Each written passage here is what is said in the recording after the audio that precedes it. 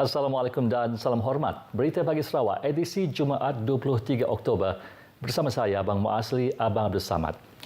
Masa depan industri penghasilan makanan di Sarawak dilihat dapat diperluas berikutan produk makanan yang dihasilkan di negeri ini dapat dipasarkan ke pasaran luar. Ke arah itu, Ketua Menteri Datuk Petinggi Abang Johariddin Openg berkata, kerajaan negeri meluluskan RM700 juta untuk Jabatan Pertanian tahun ini bagi memacu pertumbuhan industri pertanian di Sarawak.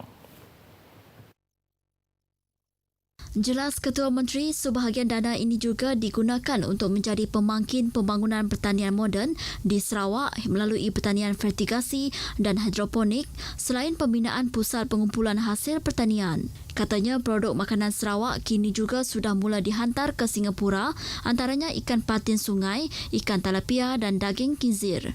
Terbaru, pengusaha dari Sarawak telah berjaya memasarkan sayur midin ke Singapura pada minggu lepas. Kita ada pejabat di Singapura, Sarawak Trade Office ada di Singapura, dan dari Singapura kita hantar ke negara lain. Jadi bermakna market itu pasaran kita dah ada, minat kita nanam aja, tapi mesti ada kualiti lah. Mun pisang banyak gila kulitnya hitam, si mau jual beli. Beliau berucap semasa merasmikan Pejabat Jabatan Pertanian Nanga Macan di daerah Kenawit. Pejabat Pertanian Nanga Macan merupakan antara 10 stesen yang dibina dalam tempoh rancangan Malaysia ke-11 yang berfungsi sebagai pusat pentadbiran, stesen perkembangan pertanian, pusat latihan pertanian dan pusat khidmat pertanian. Ia dilengkapi dengan kemudahan seperti pejabat pentadbiran, bilik mesyuarat, stor dan kuartus kediaman kaki tangan. Pertubuhan Peladang Negeri Sarawak, PPNS, sedang merangka pelbagai aktiviti dan program selama 5 tahun bermula tahun hadapan sehingga 2025 untuk lebih memfokuskan kepada aktiviti pemasaran produk. Pengerusinya, Datuk Dr. Abdul Rahman Ismail memberitahu ini kerana kerajaan negeri telah memberi peruntukan khas kepada PPNS sejumlah RM50 juta untuk tempoh 5 tahun, antaranya memperkasa pemasaran produk tempatan ke pasaran antarabangsa. Jelas Datuk Dr. Abdul Rahman Ismail, komuniti Peladang tidak digalak hanya bergantung kepada pasaran tempatan, sebaliknya perlu menembusi pasaran antarabangsa. Katanya ia untuk mencapai sasaran kerajaan negeri iaitu keluarga tani perlu meningkatkan pendapatan sekurang-kurangnya RM6,000 sekeluarga untuk sebulan menjelang tahun 2030. Ini selari dengan hasrat kerajaan menjadikan Sarawak sebagai pengeksport bersih pengeluar makanan dalam tempoh yang sama. Beliau memberitahu demikian pada majlis perasmian laman web baharu PPNS bersempena Mesyuarat Agong tahunan ke-35 di Kuching. Jelasnya PPNS juga akan menjalankan beberapa garis panduan baharu dalam aspek pemasaran, pengeluaran produk berkualiti mengikut piawaian antarabangsa, halal dan pembungkusan. Ujarnya kerajaan negeri pada dasarnya melalui PPNS juga akan mempertingkat pemasaran produk sebagai pengeksport produk makanan di Singapura dan merancang menubuhkan beberapa lagi pusat pemasaran PPNS iaitu di Brunei dan Pontianak, Indonesia. Golongan wanita di negeri ini disaran supaya berkecimpung dalam bidang keusahawanan bagi mempertingkat pendapatan diri dan keluarga. Justru itu, Menteri Muda, Wanita, Keluarga dan Pembangunan Kanak-Kanak, Datuk Rozi Yunus berkata aktiviti yang membabitkan kesenian dan susunan seperti penggubahan bunga menggunakan sabun boleh dijadikan punca pendapatan selain mendedahkan kepada masyarakat tentang barangan guna semula. Datuk Rozi berkata golongan wanita perlu bergiat aktif dalam bidang yang boleh menghasilkan pendapatan seperti jualan dalam talian. Kita mengharapkan agar program serupa ini dapat diteruskan supaya kita dapat pertama membantu wanita-wanita kita khususnya dari segi ekonomi. Sebab pembuatan bunga ini adalah juga satu cara untuk meningkatkan pendapatan melalui jualan-jualan bunga yang lebih kreatif. Beliau ditemui pemberita selepas merasmikan program InnoWest 2020, bengkel membuat sabun, anjuran Majlis Daerah Subis dan Persatuan Wanita Daerah Bekenu di Rumah Persekutuan Perkumpulan Wanita Sarawak, Bekenu Miri. Dalam pada itu, peserta-peserta yang ditemui berkata, program ini dapat mempertingkat kreativiti wanita sekaligus membantu mereka memasarkan di luar Bekenu. Program ini banyak memberi manfaat kepada ahli-ahli PPWS daerah Berkenur, kepada mereka yang berminat tentang hasil kerap tangan, bunga-bunga dan sebagainya. Jadi melalui ini kita dapat membantulah suri rumah untuk menghasilkan kreativiti mereka lah melalui program-program ini. Lebih 30 orang peserta terdiri daripada ahli-ahli PPWS Berkenur menyertai program tersebut. Kawasan Parlimen Batang Lupar di Sebuyau diperuntukkan RM2.1 juta untuk 14 program dan projek rakyat bagi tahun 2020. Peruntukan ini masing-masing disalurkan di bawah projek kecil luar bandar MRP, projek mesra rakyat PMR dan program transformasi luar bandar RTP yang masih dalam pembinaan. Menurut Ahli Parlimen Batang Lupar, Datuk Seri Rohani Abdul Karim, sejumlah RM460,000 di bawah MRP dan PMR diagihkan kepada pihak sekolah untuk kelengkapan sekolah seperti mesin pencetak, komputer riba dan peralatan sukan, termasuk kepada Persatuan Ibu Bapa dan Guru. Manakala surau dan masjid serta jawatan kuasa kemajuan dan keselamatan kampung diperuntukkan membeli kemudahan termasuk set lengkap pengurusan jenazah selain program-program rakyat. Sebahagian peruntukan berjumlah RM1.6 juta pula digunakan pelbagai projek naik taraf, antaranya Dewan Pembangunan Sebuyau, Dewan Kampung Lutong Sebangan, Dewan Kampung Segali, Balai Raya Kampung Kesindu, Parang Futsal Kampung Tungkah Lubuk Mata dan pembinaan baharu Dewan Kampung Sagu. Datuk Seri Rohani berkata demikian pada majlis penyampaian sumbangan geran MRP dan PMR di Dewan Pembangunan Sebuyau. Pada majlis sama, beliau turut mengingatkan penduduk supaya terus mengamalkan norma baharu dan mematuhi prosedur operasi standard dalam menangani penularan wabak COVID-19.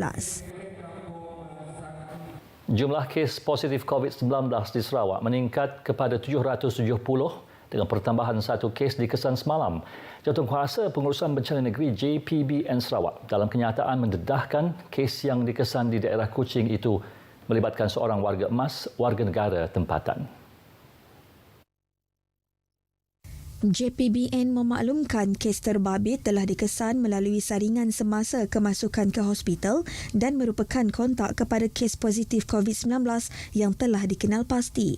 Kes indeks kepada kes ini adalah kes ke-768 yang telah dikesan pada 18 Oktober lalu melalui saringan bergejala. Semasa ujian saringan pada hari tersebut, kes itu telah dibuat saringan ujian RT-PCR dan didapati negatif pada hari berikutnya. Walau bagaimanapun, kes mengadu demam dan mengalami batuk sejak 14 Oktober lalu dan telah dimasukkan ke Hospital Umum Sarawak pada Rabu lalu. Aktiviti pengesanan kontak rapat kepada kes ini dan siasatan lanjut masih giat dijalankan. Dalam pada itu, terdapat 9 kes telah pulih dan dibenarkan discharge dari hospital semalam. Ini menjadikan jumlah kes positif yang telah pulih dan dibenarkan discharge setakat ini adalah seramai 718 orang. Manakala jumlah kes yang masih mendapat rawatan dan diasingkan di hospital adalah seramai 33 orang. Selain itu, terdapat 2 pesakit bawah siasatan PUI yang baharu turut dilaporkan. Seramai 50 orang pelajar dan penuntut dari Sabah telah dihantar balik ke lawas malam selepas diberikan kebenaran pulang dari Kementerian Kesihatan. Tinjauan RTM Limbang di Dermaga Kastam Limbang mendapati proses penghantaran mereka menggunakan perkhidmatan bot ekspres dari Limbang ke Lawas mematuhi prosedur operasi standard yang ditetapkan. Kesemua pelajar yang dibenarkan pulang merupakan pelajar dan penuntut dari sekolah dan institusi pendidikan tinggi dari Sabah. Kebenaran pulang diberikan selepas menjalani proses pemeriksaan ujian COVID-19 dan kuarantin selama 14 hari di pusat kuarantin Limbang. Hari ini saya merasa gembira sebab hari ini kami dibenarkan balik dan saya sangat happy sebab semua keputusan kami adalah negatif dan terima kasih atas layanan yang diberikan. Layanan daripada pelayanan dan penjaga-penjaga kami sangatlah baik dan memuaskan. Layanan dari mereka pun sangat memuaskan lah untuk kami semua. Kami sangat berterima kasih kepada Kerajaan Sarawak. Agensi terlibat sama dalam membantu proses penghantaran pelajar dan penuntut balik ialah Polis Diraja Malaysia, Kementerian Kesihatan, Jabatan Bomba dan Penyelamat, Angkatan Pertahanan, Immigration dan Rela. Pasukan Gerakan Am PGA Brigade Sarawak berjaya membuat 3 tangkapan menerusi operasi libas yang dilakukan pada Isnin hingga Rabu lepas. Menurut Komander Manca Atta, operasi di lokasi berasingan itu telah dilakukan di Seri Aman, Sibu dan Miri. Serbuan dilakukan ke atas sebuah rumah tidak berpenghuni di Jelukong Engkelili yang disyaki dijadikan tempat penyimpanan barang tanpa cukai. Hasil pemeriksaan menemukan 650 karton rokok pelbagai jenama yang disyaki tidak bercukai bernilai RM97,500 termasuk cukai. Kes berkenaan disiasat di bawah Seksyen 135-1-D Akta Kastam 1967. Sementara di Miri, serbuan dilakukan ke atas sebuah rumah 2 tingkat di Jalan Muhibah, Kampung Pemindahan Marudi yang disyaki dijadikan stor penyimpanan minuman keras dan rokok belum lulus cukai kastam. Pemeriksaan menemukan 107 kotak minuman keras pelbagai jenama, 32,680 batang rokok putih dan rokok kretek pelbagai jenama beserta sebuah kenderaan. Anggaran nilai keseluruhan rampasan berjumlah RM241,431. Kes disiasat di bawah Seksyen 135-1-D Akta Kastam 1967. Pada Isnin lepas, serbuan dilakukan di kawasan pembalakan di Batu 40 Jalan Sibu Selangau kerana disyaki menjalankan aktiviti pembalakan secara haram. Hasil pemeriksaan, 2 buah jengkaut dirampas selain 40 batang kayu balak yang telah ditebang. Rampasan dianggarkan bernilai RM505,000. Barangan rampasan telah diserahkan kepada Jabatan Hutan di bawah Kesalahan Ordinan Hutan Sarawak 2015. Komander Manca Atta turut mendedahkan operasi libas telah mencatatkan kejayaan bernilai lebih RM21.8 juta dengan merekodkan 71 kes sepanjang operasi tahun ini setakat Rabu lepas.